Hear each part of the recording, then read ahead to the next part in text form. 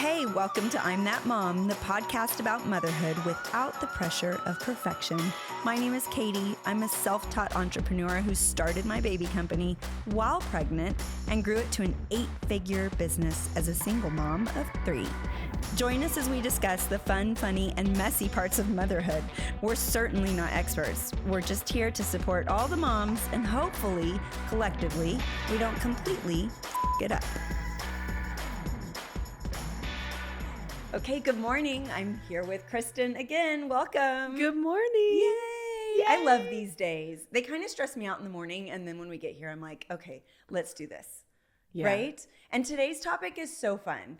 It's something I can relate to because I did almost everything on these lists when I was trying to get pregnant, but we're going to talk about busting myths, baby pregnancy myths. I don't know. What do you think? Are they myths? Are they myths? I'm going to quiz you on some of them and see what you think. I love that. I know. So, I mean, did you, were you, I forget, were you one that just kind of naturally got pregnant, or did you do all the crazy things to try to make it work better? Well, by naturally, if you mean my husband had to no. Yes, it came natural. It really did. It came easy. We didn't have to do any crazy myths. Nothing. You didn't do any temping. You didn't track your ovulation. Nothing. No, I was kind of one of those people. If it happens, it happens. If it doesn't, it doesn't. Yeah. That's kind of where we were at. We did miscarriage once, but then the second time we were kind of we're just gonna take it as it comes. So we didn't. I don't know, but I know a lot of people do. So I'm excited to hear what people think are the things that you can try. One Google search and it lists out 100. I feel like that's really dangerous. Yes, that you have to do. And so I just wanted to talk about it because I feel like, our listeners, probably a lot of them can either relate to this or are going through it. Yes. And it's really intimidating when you Google, how do I increase my chances of getting pregnant? And it says things like, stand on your head after sex. I guess that's the sperm. I always heard that it was prop your hips up, right? So you put a pillow. Because you want to let those things slide on in, right? I don't know if slide's the right word, but swim in the right direction. So you're supposed to prop your hip up so that they can swim to your cervix easier. I kind of picture them all just going in random directions. They're like, hey, what are you doing here? Oh, not much.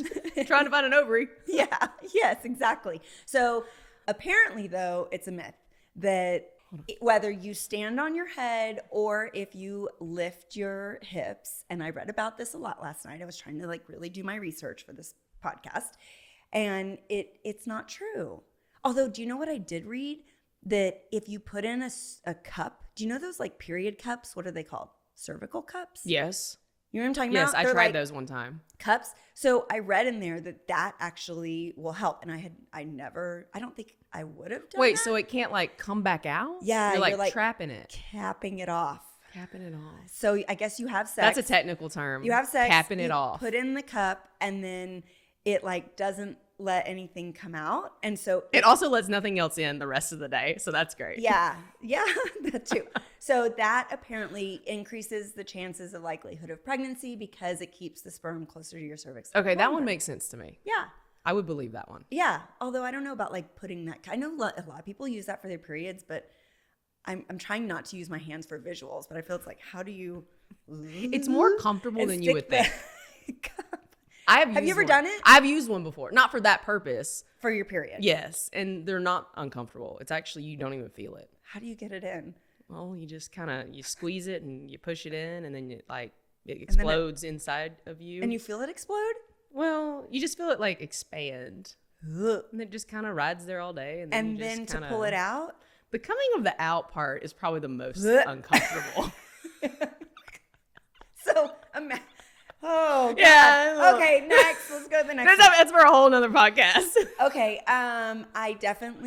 Fact or fiction. Eating certain kinds of fruit helps with your fertility levels. So I'm going to go fact that eating a certain diet can probably increase fertility, right? Because your health is so important. It's got to make sense. I think, what do they say? Food is medicine. Absolutely. Eating healthy, reducing caffeine, reducing alcohol. Oh, shit. Especially. I know, right? That's keeps processed foods, I'm sure. Yeah. But specifically, so pineapple is what people say. I know. That's also the swinger fruit, right? Yeah. You keep going very so off weird. topic. Yes. Sorry, when I think of pineapples, that's all I think about. do remember eating a lot of pineapple, thinking that would help me. What is it in pineapples, though? I don't know. Maybe the acidity of it, or like the vitamin C, or the vitamin pineapple in it helps you get pregnant. That's not a terrible thing. Like, I can eat a big bowl of pineapple anyways. Do you think there's a country where there's a high intake of pineapples, and I wonder like if their fertility rates are higher? Yeah, like Hawaii. Yeah. Hawaii. All right, we need to. Don't they like make all the pineapples? Yeah, that's a to-do action. That is a to-do action. I want to see if the fertility rate it correlates, or the pregnancy rate, to pineapples. Yeah. Okay, another one. Well, temping. So these are more like, things that actually do work. Right. So have you heard that if you take No, tell me more about this. Okay, so if you have a thing called your basal body temperature, and during your different cycles of your period, it stays at different levels. But at ovulation, it spikes up. And so there's now these things. Have you seen those Aura rings? I'm probably saying it wrong. I have seen the Aura but rings. It's like a ring you wear on your finger, and it tracks sleep, but it also tracks your body temperature. And a lot of people will use it for just a natural way to regulate, or not regulate, like, I don't know, monitor. Yeah. Monitor is the right word. Their ovulation That's cycles. A really neat and simple way to be able to do that. Yeah.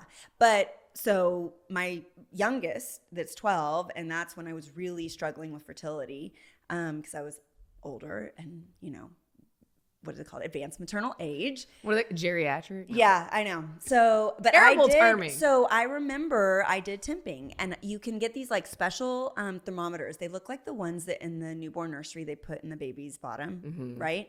And you're supposed to put it under your tongue, but you're supposed to take your temperature before you get out of bed, before you have anything to drink, because I guess even getting out of bed and like increasing your heart rate can bring your body temperature up. And then you're supposed to track your temperature every day. And when it starts to go up is when you're ovulating. Oh, so what does it get up to, though? Well, I think it's like you 1 track degree? your regular. Yeah, it's like a decimal of a point increase. Okay. But so then, it could be a small increase. Yeah. But if you see it, like if you wear one of those Aura rings, or you really do track it for all the days of the month, you can see a spike and like see how your temperature goes up. And then if you get pregnant, so if the egg fertilizes, your temperature stays up. So you can even kind of track like positive pregnancy tests by monitoring your body temperature. Isn't that crazy? So now when my husband says, I've got fever, I'm going to be like, you're probably just pregnant, so you should just go back to bed. Yeah. Yes. Just hush. Yes, That's so exactly. interesting. I did not know about this. Yeah. Yeah. So basal really body cool. temperature, acupuncture. Have you ever heard that? I have heard of acupuncture, but not in this setting. So one of the fertility doctors I saw actually had an acupuncturist in their office. And so you can do acupuncture, and that's where they put all the needles, right? And it's not just needles where your ovaries are. Like, she'd put one in my ears and like my head and my hands, and it didn't work for me. I ended up switching fertility doctors, but there's a lot of study behind, acupuncture. And honestly, I think it's probably related to stress. I was just about to say, is it more relaxing your body to accept? Yeah, maybe. And that's the worst thing somebody can tell you, right, when you're trying to get pregnant, is just relax and it'll happen. That's a lot easier said than done. Yes, I'm sure. Totally. But yeah, that's definitely one that came up a lot. What did you know any? I don't know any. Is this like the Katy podcast? And I'm like, this is like, I'm just like learning right now. Like, this is so awesome. Okay, I have one. So you've heard the whole, when you're ovulating, do you know what the term is? They say that your cervical mucus is like. No. You don't? No, I'm sorry, Katie. You've never heard like. Apparently, I know very little about my body. Clearly, and I must be like a vagina expert right now. You've never heard like egg white cervical mucus? No, can't say that I have.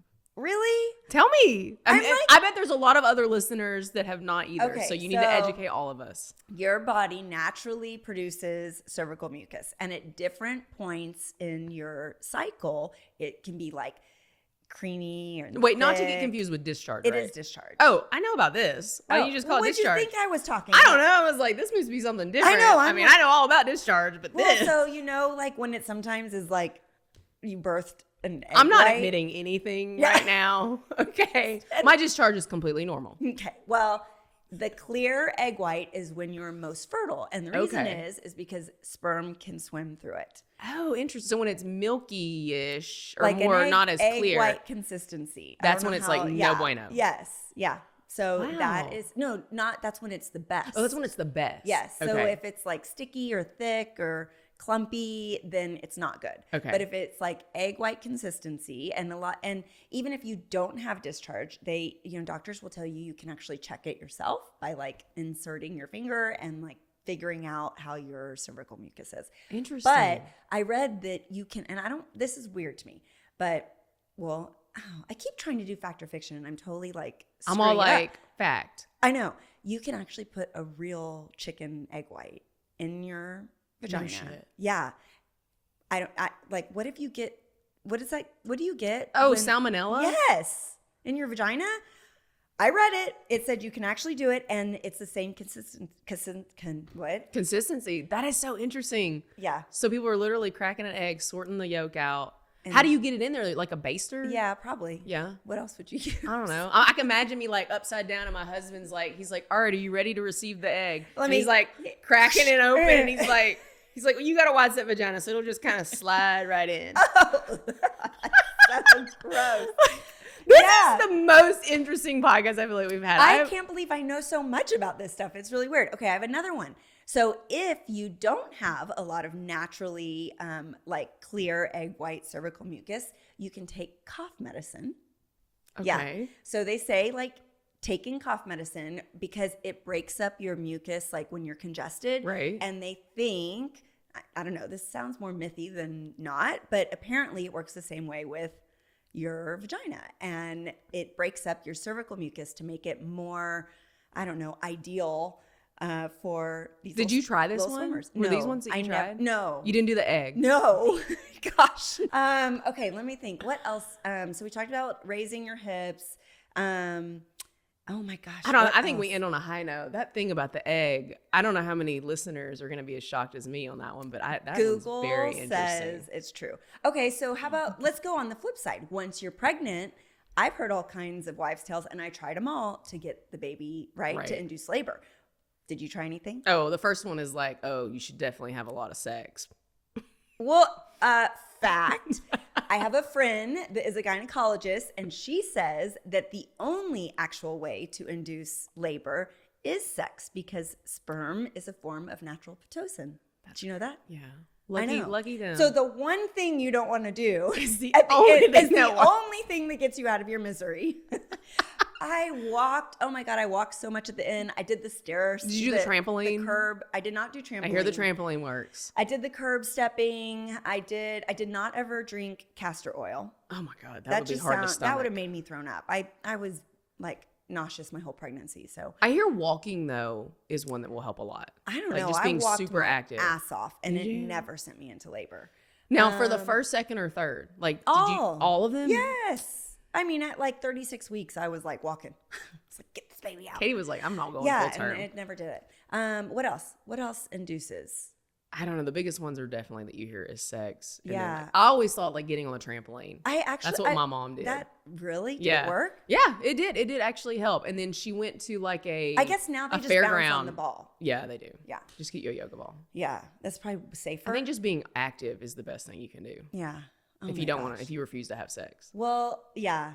It's stressful. Like it is stressful trying to figure out how to get pregnant. It's stressful trying to figure out how to get baby being pregnant the whole time, getting baby earthside, like the whole thing. You know, it's no wonder that women and they say that stress is the worst thing for it. Yes, but it's and it is, and it's you know, and then women wonder like, okay, well, did I not get pregnant because I didn't eat enough pineapple? Maybe I need to eat some more pineapple. Maybe I need to put more chicken eggs in my vagina. I don't know. And you know, it's you always question it. Yeah. And it's what I love so much about how we work, you know, with our nonprofit Conceive and working with moms that are struggling with infertility. I mean, I think that's probably why I know all these really random, stupid facts is because I've been there and tried it. And there's so many women that are probably, you know, listening to this going, oh my God, I even tried. And then they list off 10 things.